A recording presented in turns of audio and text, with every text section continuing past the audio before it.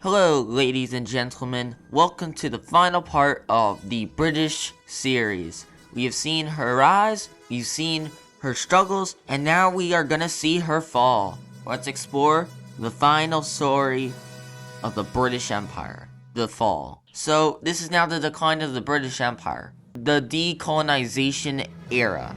So what happens is, Britain's now weak after World War II. Huge amount of debt to America, huge amount of resources gone, just not doing well. Because of this huge disadvantage they have, and due to them becoming much more loose around the world, slowly more and more countries would try and break off. All this is happening, and this is just freaking out the British. They're losing everything, and they even fight against some of the African nations, but they can't do anything because the Soviet Union and the United States just eat up everything, and these nations just break off and join one of the sides. Now this is the rise of the United States, the Cold War, the formal power that Britain used to have. The first one to lead the British Empire, or the UK, or the British Commonwealth, the first one to gain independence in Africa was Ghana. Pretty soon more started leaving, and this would mark the downfall and destruction of and it's just the fall of the British. They used to have the number one currency. It got replaced by the US dollar, and it was just not looking good for them. They were declining fast. Soon, countries like India, Australia, Canada just fully broke off. They didn't, have anything to do with them anymore, other than sort of recognizing them as like the queen, right? And more African countries also started breaking off. What didn't help is the Soviet Union. Now that the Soviet Union was so powerful, they were able to spread their influence everywhere. This would also affect African countries. Soon they were declaring independence against the British. Now why didn't they get their act together?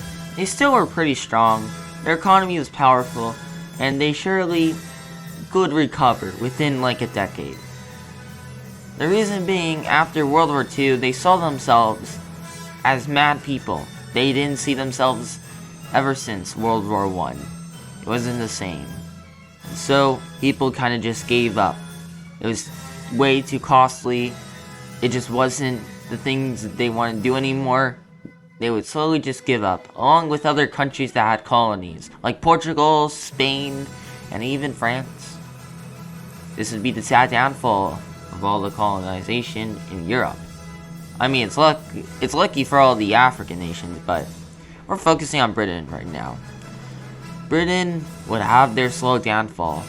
The saddest thing, I think, is probably the death of Queen Elizabeth II. Her reign came in 1952, and she did such wonderful things. Unfortunately, she died in 2022.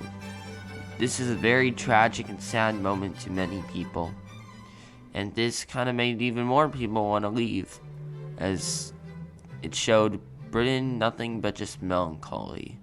Right before that would be a moment called Brexit, which changed everything. This is before she died. Brexit was them leaving the European Union. We'll see what happens from there.